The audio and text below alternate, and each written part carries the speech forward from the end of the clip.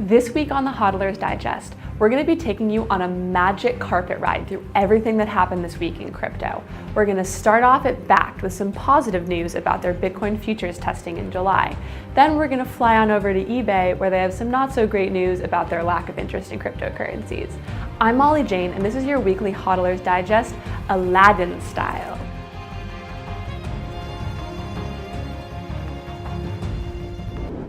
Let's take a look at the latest market updates.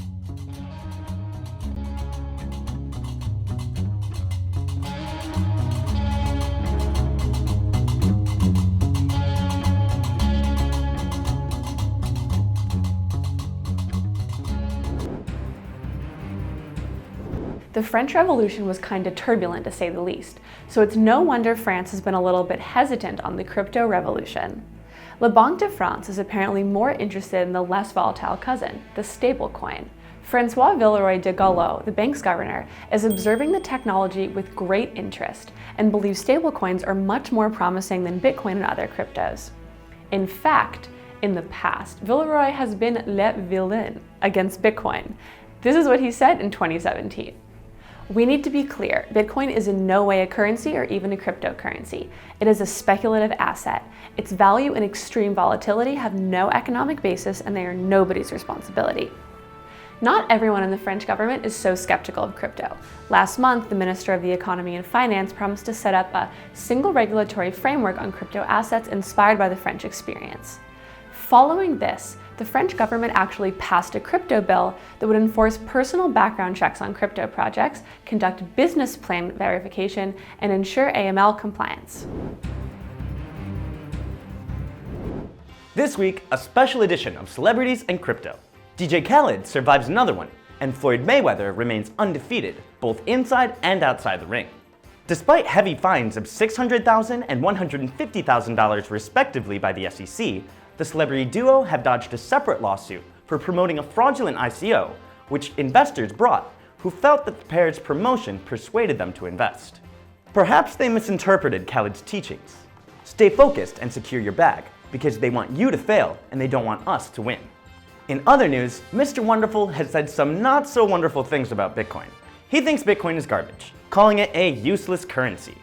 He claims to have attempted a real estate deal in Bitcoin, but said it was too difficult. Here's a clip from the CNBC interview. This is coming from a guy whose regular financial advice to the common man is not to buy coffee. But $100 in, it's now worth 30. That's a 70% loss on my crypto crap. At a time when wages have stagnated and the rich have gotten richer, he tells you, don't go to Starbucks, and one day you'll be on Shark Tank, just like me. Anyway, here's a clip of him getting his posterior handed to him by a 14-year-old for being a shrill for Monsanto. Let's say you weren't as lucky as you are, and you were born in an Asian country, you were 14 years old, your only food was rice that had no vitamin A in it, you're going blind, and then you died. 550,000 people your age die that way every year. And a company like Monsanto could come along and offer you a genetically modified rice that includes vitamin A that could save your eyesight and your life. How do you feel about that, Rachel? Actually, funny you mention this. Golden rice was scrapped because it didn't work. And in order for the average 11-year-old boy to get enough vitamin A from rice, he'd have to eat 27 bowls of rice per day. Now, let's get back to Molly. Despite many industry insiders like Andreas Antonopoulos and Tony Vase expressing indifference towards them, Bitcoin ETF applications keep coming, and the SEC keeps kicking them out into the long grass. This is fairly typical behavior from regulators who are often slow to enact new regulations. This week was not an exception. Once again, the SEC has delayed its decision on Bitwise's ETF application after a first delay back in March. Also, it has asked for public comment, so any concerns, arguments, or relevant data should be directed to their office. Bitwise first filed back in February with the expectation that the SEC would make a decision within 45 days. Bitwise, having studied past ETF applications, attempted something different. In order to broader reflect the market, they aim to take their prices from a broader selection of crypto exchanges.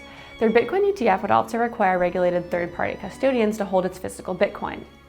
Having a regulated bank or trust company hold physical assets of a fund has been the standard under US fund regulation for the last 80 years, and we believe that is now possible with Bitcoin, they said. There will now be a period of 3 weeks to allow for public comments. Any amendments will be published in the Federal Register, then 2 more weeks for responses. Fundstrat's Tom Lee thinks a Bitcoin ETF is inevitable, but is unsure as to when it could happen. The Winklevi think it's definitely possible, but could be years away. To get an in-depth understanding, check out our Bitcoin ETF video on our YouTube channel. It even features an exclusive interview with the crypto mom herself, Hester Pierce. Last week's consensus event was seen by many as the main catalyst for the latest surge in crypto prices. During the conference, a number of major brands announced their intentions to embrace cryptocurrencies. Digital payment startup Flexa unveiled a new app called Spedin, which will allow customers to spend cryptocurrency in several American retailers, such as Barnes & Noble, Whole Foods, GameStop. According to Flexa's co-founder Tyler Spalding, more partnerships will follow in the next few months. In practice, these retailers will configure their scanners for phone-based payments to accept cryptocurrency payments through the app. In case the merchant doesn't directly accept crypto, the app will instantly convert your crypto payment into fiat. For now, the cryptocurrencies adopted will be Bitcoin, Ethereum, Bitcoin Cash, and the Gemini stablecoin. According to Spalding, the main appeal for retailers consists in lessening the transaction fees charged by traditional payment services and the opportunity to experiment with new blockchain-based customer rewards. However, not all the hype at Consensus was justified after all. Rumors that eBay was about to accept crypto as a payment method proved to be unfounded. Banners at Consensus had seemed to allude to the possibility that eBay will soon embrace virtual currencies, which, considering the size of their company, could result in a massive boost for crypto mass adoption. However, a spokesperson at the company said, "Cryptocurrency is not accepted as a form of payment on the eBay platform, nor is it a part of our payment strategy." Similar rumors, according to which major online broker TD Ameritrade, which holds $1.3 trillion in assets, was planning to test Bitcoin and Litecoin spot trading, proved to be unfounded as well. It seems to be finally official. Crypto trading platform Bakkt will launch testing of physically backed futures contracts in July. According to a recent announcement, the company has been collaborating with ICE Futures US Exchange and ICE Clear US Clearinghouse to set up the first user acceptance testing of Bitcoin futures trading in custody. Bakkt intends to self-certify their futures contracts through its parent company, Intercontinental Exchange or ICE. Unlike similar products offered by both CME and CBOE, upon a contract's expiration, the firm will be issuing actual Bitcoin rather than its cash equivalent. Two types of futures contracts will be available. The first are daily settlement futures, which will allow customers to transact on a same-day market. The second is monthly futures, which enables trading on a several-month time frame. Bakkt CEO Kelly Loeffler said she's been working closely with the U.S. Commodities Futures Trading Commission, the organ that oversees derivatives products, in order to guarantee the product's compliance with federal regulations, as well as transparency and market certainty.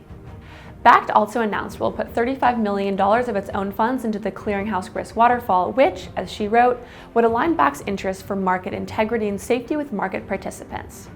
Bakkt's future contracts were first announced in August last year, and since then, their release has been repeatedly delayed due to regulatory hurdles. If you are a derivatives trader, just cross your fingers and hope that this time it's for real. Which cryptocurrency do you think is going to sail on the magic carpet to the moon this week? Comment below. And as always, remember to like, subscribe, and hodl. Cointelegraph. Like, subscribe, and hodl.